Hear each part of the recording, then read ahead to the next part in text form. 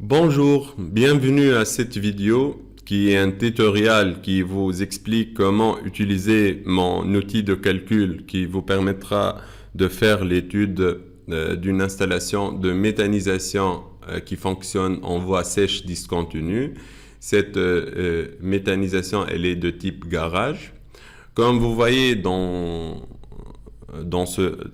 celui-là est un tableau de bord dans lequel il y a les données de base de l'installation et à la fin, il y a la rentabilité économique du projet. Au milieu, il y a les équipements de l'installation avec leurs caractéristiques techniques. Donc, pour remplir ce tableau de bord, je vous présente 7 fiches de calcul. Tout d'abord, le sommaire qui contient les nomenclatures de cette fiche. Premièrement, on va calculer la production de biogaz des substrats à traiter. Deuxièmement, la deuxième fiche, c'est pour déterminer le nombre de digesteurs et leur volume. Troisièmement, le dimensionnement et la conception des équipements de digestion. Ici, on parle des équipements de la partie digestion. Quatrième fiche, c'est pour le dimensionnement et la conception des équipements de l'installation. Ici, on parle de la ligne de traitement et stockage du biogaz produit. Cinquième fiche, c'est pour le bilan de l'installation, c'est-à-dire le bilan thermique et électrique et le bilan de matière. Sixième fiche, c'est pour le calcul de production énergétique, c'est la production électrique et thermique. Donc ici, on va travailler, on va valoriser le biogaz par cogénération. Et septième fiche, c'est pour la rentabilité technico-économique de l'installation. On va passer à la fiche numéro 1 associée au calcul de la production de biogaz. Moi, j'ai mis des couleurs. Dans la case vert, c'est des cases à remplir par vous-même. C'est-à-dire, c'est des données de vos projets. Les cases en rouge, c'est des valeurs de design.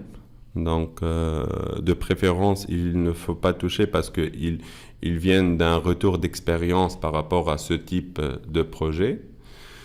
Et les cases en rose, c'est des résultats intermédiaires.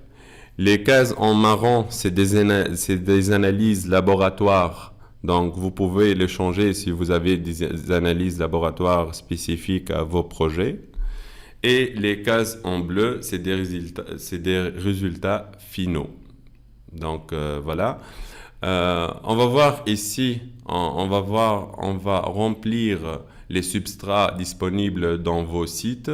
Donc, pour le faire, vous devrez choisir parmi 35 substrats qui est traitable par ce type d'installation. Donc, voilà. On va choisir par exemple de fumier de porc ici.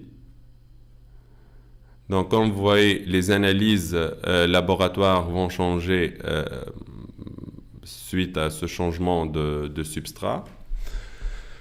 Donc, ici, on va choisir des déchets de coupe. Et un quatrième déchet, on va utiliser par exemple les ensilages de colza. On va remplir par la suite la quantité de déchets à traiter. Par exemple, nous possédons 1000 tonnes de fumier de porc par année. Les déchets de coupe, on a 500, on va laisser 500 tonnes de déchets de coupe. L'ensilage de maïs, c'est des 500 tonnes. Au total, ça fait 2000 tonnes par année. Donc ici, il y a la base de données. Les analyses laboratoires ont été intégrées dans un tableau de base de données de substrats. Donc voilà, j'ai mis à votre disposition 35 substrats traitables. On va voir ici que cette installation permettra de produire 15,3 normal mètres cubes biogaz par heure. La production horaire en CH4, elle est de 8,9. On va passer deuxièmement à la fiche 2 qui pour la détermination du nombre et volume digesteur. On va choisir si on va travailler avec une température mésophile ou thermophile.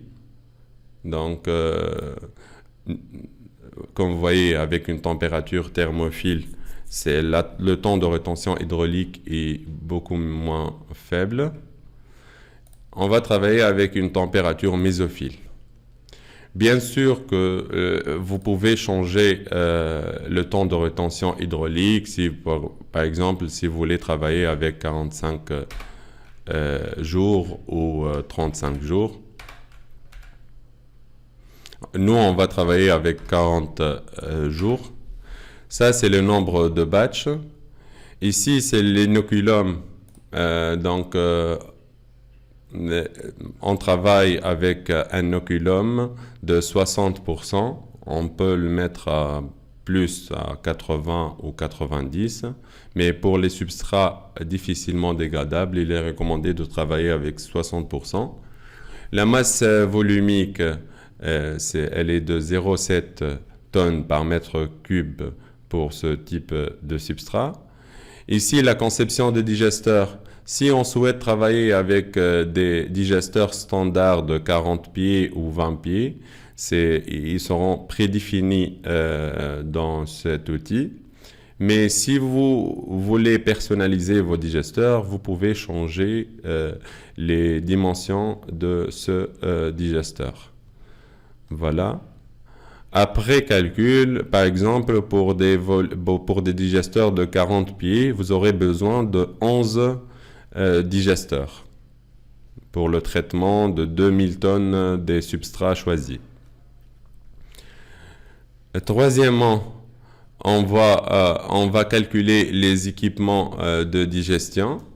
Il y a les données de base, donc le temps de percolation par jour ou le taux de percolation. Après, il y a la conception des digesteurs à percolat. Vous voyez, les résultats sont affichés.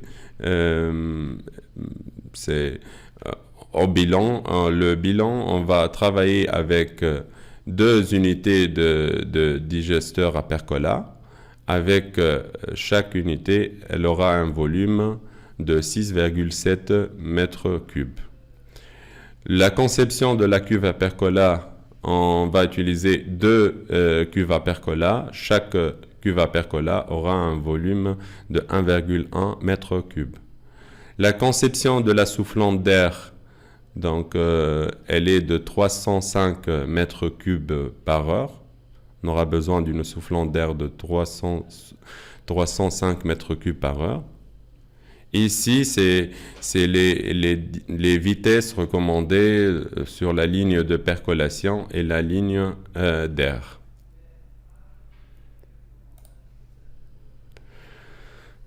Donc, on passe à la fiche 4 pour le dimensionnement et la conception des équipements de traitement et stockage biogaz. Ici, les données de base. La conception du gazomètre, on peut changer l'autonomie en gazomètre. Par exemple, si on va mettre 16 heures, donc on n'aura pas besoin de volume de stockage parce que déjà le gaz il est stocké dans les digesteurs, au ciel nuageux de digesteurs. Mais si on souhaite avoir une autonomie d'une journée, donc on aura un volume requis de 114,8 mètres cubes. La déshydratation ou l'élimination de l'eau contenue dans le biogaz. Donc ici, on aura besoin d'un tuyau enterré de 42,7 mètres pour récupérer l'eau contenue dans le biogaz. La conception du piping, pour cette ligne, pour la ligne biogaz, nous aurons besoin d'un diamètre de 96 mm, c'est-à-dire un DN100 est largement suffisant pour cette installation. La fiche 5, c'est la fiche pour le calcul de la production énergétique en électricité et en énergie thermique. Donc ici, on doit mettre selon les exigences du motoriste le temps de fonctionnement du moteur. Et ici, pour ce type d'installation de 6000 heures par an, donc elle est, c'est une valeur logique, donc 6000 heures de fonctionnement du moteur par an. Ici, le rendement électrique et thermique du moteur, c'est des données du motoriste aussi. Et par la suite, on va trouver la puissance du biogaz, la puissance électrique et la puissance thermique. Par exemple, pour cette installation, nous aurons besoin de 49 kW électriques et 71 kW thermiques. Et les énergies électriques et thermiques annuelles, elles sont de 294 et 426 respectivement. Pour la fiche 6, elle est réservée pour le bilan de l'installation. On voit ici le bilan énergétique général. L'installation permettra de produire 294 MWh électriques avec un rendement électrique de 38 degrés et un rendement thermique de 425,7 MWh thermique avec un rendement de 55%. Bien sûr, les rendements sont modifiables selon les fiches techniques des motoristes que vous allez choisir. Pour le bilan thermique, elle dépend principalement de la température ambiante annuelle moyenne, mais pour une température de 30 degrés, la chaleur autoconsommée par l'installation, elle est de 30%. La chaleur excédentaire, elle est de 298 MWh thermique. Donc voilà. Pour le bilan thermique, pour le bilan électrique, l'électricité autoconsommée, elle est de 5%, donc elle est de 14,7 MWh électrique. Électricité excédentaire exploitable sur site, elle est de 279,4 MWh électrique, c'est-à-dire 95% de l'énergie électrique produite. Ici, le bilan de matière, avec 2000 tonnes de traitables dans cette installation, on aura à la sortie de méthaniseur 1435 tonnes de matière fraîche par an. Voilà les caractéristiques à l'entrée de méthaniseur et à la sortie du méthaniseur. La fiche 7, elle est réservée pour la rentabilité technico-économique de l'installation. Donc ici, nous pouvons voir les prix de l'énergie électrique et thermique en France. C'est en rouge, c'est des valeurs de design. Vous pouvez le changer selon votre pays. Donc voilà. Ici, nous allons considérer que seulement 30% de l'énergie thermique sera utilisée par le client parce que l'énergie électrique produite n'est pas exploitable. Elle doit être exploitable au moment même qu'elle sera produite. Donc, voilà, on a considéré que 30% seulement de l'énergie thermique, elle est utilisée par le client, ici, dans l'objectif de calculer la rentabilité de l'installation. Le bilan de l'énergie électrique et thermique utilisée par le client sont dans ces cases-là. Les gains potentiels, alors, pour calculer ces gains potentiels, on doit calculer on va mettre les données de base, c'est la puissance électrique de l'installation et les prix de l'énergie électrique et thermique. Ici, c'est les gains potentiels. Par exemple, cette installation permettra permettra d'avoir des revenus annuels de 65 340 euros par an. Le coût d'investissement, c'est des coûts suivant des fourchettes selon la puissance de l'installation. Pour cette installation, elle est de 514 660 euros. Le retour brut, pour calculer le temps de rentabilité ou le temps de retour brut, on a mis un coût d'exploitation et un coût de maintenance selon la puissance installée. Par exemple, pour cette installation, le coût d'exploitation elle est de 11 300 euros par an et le coût de maintenance il est de 7 063 euros par an. Le temps de retour brut il est de 11 années. Donc, comme on voit ici, on va revenir vers le tableau de bord. On a un temps de retour brut de 11 années, un coût d'investissement de 514 661 euros. Pour calculer, c'est des fourchettes d'investissement.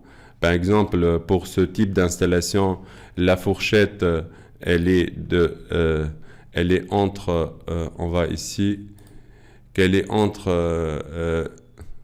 elle est de 10 500 euros par kilowatt électrique installé. Et voilà, donc on a ce tableau de bord de mon outil de calcul. Merci pour votre attention et je suis disponible pour toute autre question.